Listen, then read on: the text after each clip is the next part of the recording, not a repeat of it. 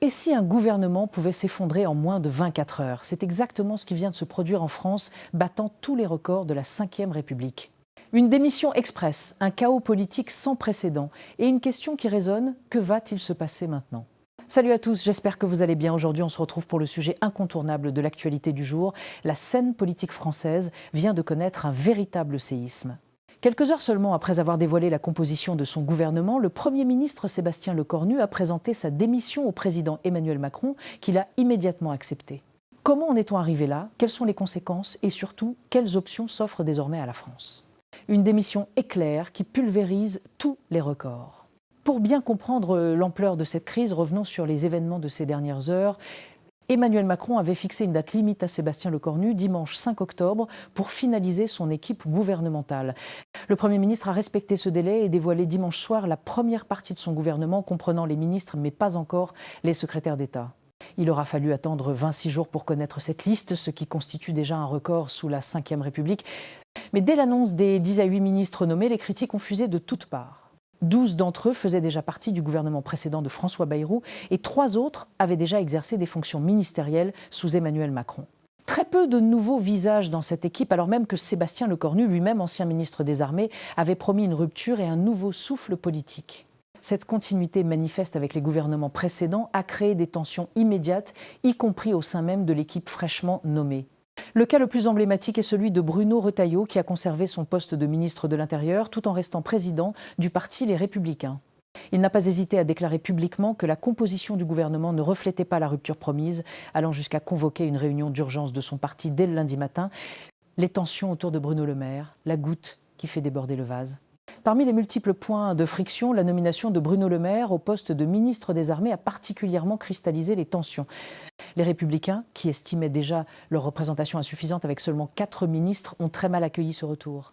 Leurs griefs sont doubles. D'une part, ils tiennent Bruno Le Maire pour responsable du dérapage budgétaire des dernières années en tant qu'ancien ministre de l'économie. D'autre part, Bruno Le Maire est un ancien membre des Républicains devenu un adversaire politique direct de Bruno Retailleau, notamment dans la perspective des prochaines élections présidentielles. Et Bruno Retailleau estime d'ailleurs que Sébastien Lecornu lui aurait délibérément caché cette nomination. La situation est devenue si tendue que dans l'après-midi même, Bruno Le Maire a proposé à Emmanuel Macron de se retirer du gouvernement sans délai.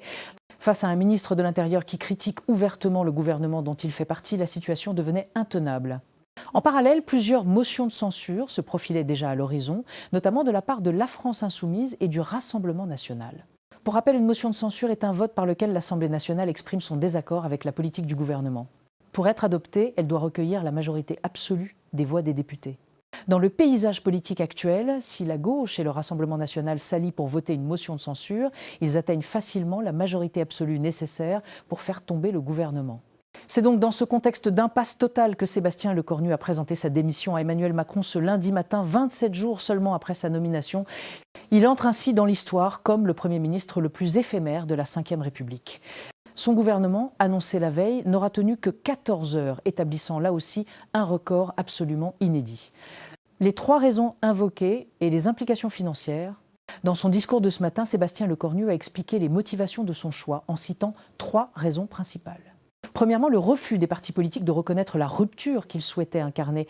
Il a notamment mis en avant sa volonté de ne pas utiliser l'article 49 alinéa 3 de la Constitution, cet outil qui permet de faire adopter un texte sans vote à l'Assemblée nationale. Deuxièmement, il a évoqué l'impossibilité de trouver un compromis avec une Assemblée nationale profondément divisée et éclatée entre différentes forces politiques irréconciliables. Enfin, troisièmement, il a pointé du doigt les tensions internes au sein du socle commun, c'est-à-dire au sein même du gouvernement et de l'alliance élargie autour du président de la République. Cette démission soulève également des questions d'ordre pratique que beaucoup se sont posées. Les ministres démissionnaires toucheront 3 mois d'indemnité malgré la brièveté de leur mandat, car les textes ne fixent pas de durée minimale d'exercice. Quant à Sébastien Lecornu, il pourra bénéficier des avantages accordés aux anciens premiers ministres, notamment une voiture de fonction avec chauffeur et une protection policière, et ce, à vie. Une France en pleine crise institutionnelle. Cette démission plonge la France dans une nouvelle crise politique d'une ampleur sans précédent. Depuis la réélection d'Emmanuel Macron en 2022, le pays a déjà connu 5 premiers ministres. Elisabeth Borne, Gabriel Attal, puis après les élections législatives de 2024, Michel Barnier, François Bayrou et maintenant Sébastien Lecornu. Cette valse des chefs de gouvernement témoigne d'une instabilité institutionnelle profonde qui mine la capacité du pays à gouverner efficacement. En attendant la nomination d'un nouveau Premier ministre, Sébastien Lecornu et son gouvernement vont rester en poste pour gérer les affaires courantes, sans toutefois engager de nouvelles réformes. Les options d'Emmanuel Macron, un choix cornélien. Pour sortir de cette impasse, Emmanuel Macron dispose de plusieurs options, chacune comportant ses propres risques. La première option serait de nommer à nouveau un chef de gouvernement issu du camp présidentiel. Mais cette solution paraît extrêmement difficile face au risque persistant de motion de censure. La deuxième option, qui fait de plus en plus son chemin dans les discussions, consiste à nommer un Premier ministre issu de la gauche. Agnès Pannier-Runacher, ministre de la Transition écologique, a déclaré qu'on ne pouvait pas gouverner en faisant l'économie de la gauche. Le nom de Lucie Castès, soutenu par le nouveau Front populaire arrivé en tête des élections législatives de 2024, avait déjà été évoqué. Emmanuel Macron avait alors refusé cette option, provoquant la colère de la gauche qui avait dénoncé un déni de démocratie. Une troisième option sur la table est la formation d'un gouvernement technique composé uniquement d'experts sans étiquette politique, chargés de gérer les affaires courantes en attendant les prochaines élections présidentielles en 2027. Toutefois, il convient de noter qu'un gouvernement technique ne peut jamais être parfaitement neutre. La dissolution et les scénarios radicaux. La quatrième option serait une nouvelle dissolution de l'Assemblée nationale, réclamée par le Rassemblement national et la France insoumise. Cette solution implique l'organisation de nouvelles élections législatives dans un délai de 20 à 40 jours. Mais Emmanuel Macron craint que les résultats soient similaires à ceux de 2024 ou que son camp soit encore affaibli. Le scénario le plus radical reste la démission du président de la République, réclamée ouvertement par Jean-Luc Mélenchon. Si cela se produisait, des élections présidentielles seraient organisées sous 20 à 35 jours. Mélenchon demande également l'examen immédiat d'une motion de destitution du président déposée par des députés de gauche. Toutefois, cette procédure reste assez peu probable en l'état actuel, même si les regards se tournent de plus en plus clairement vers la responsabilité personnelle du président de la République dans cette crise. Les réactions des différents partis politiques. Pour l'instant, Emmanuel Macron n'est pas favorable à une démission de sa part, comme il l'a répété ces derniers jours. Du côté des écologistes, Marine Tondelier a affirmé que son parti envisageait de pouvoir gouverner, identifiant 3 scénarios possibles: la dissolution, la démission du président ou la nomination d'un Premier ministre de gauche ou écologiste. Au Parti socialiste, on déclare que cet éphémère gouvernement illustre que le macronisme plonge le pays dans le chaos. Le PS réclame la nomination d'un Premier ministre de gauche sans appeler pour le moment à la dissolution ni au départ du chef de l'État.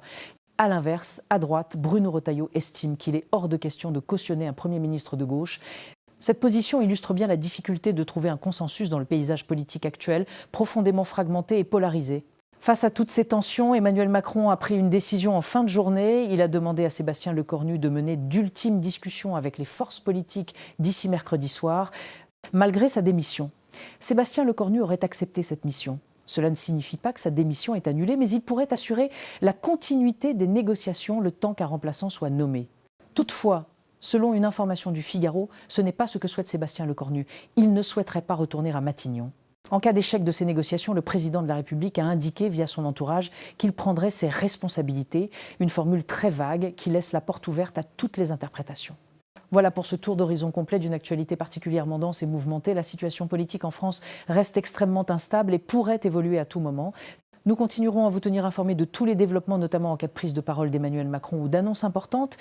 Si vous avez apprécié cette analyse détaillée de l'actualité, n'hésitez pas à vous abonner pour ne manquer aucune de nos vidéos.